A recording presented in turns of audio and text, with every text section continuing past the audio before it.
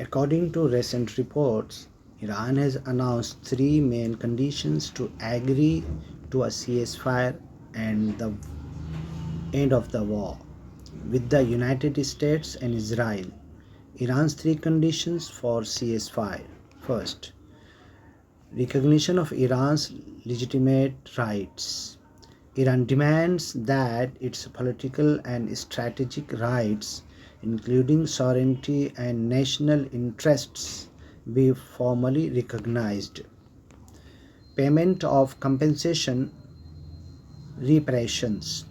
Iran wants the United States and Israel to pay compensation for war damage caused by airstrikes and military operations. International guarantees against future attacks. Tehran requires strong international guarantees ensuring that the US or Israel will not attack Iran again in the future.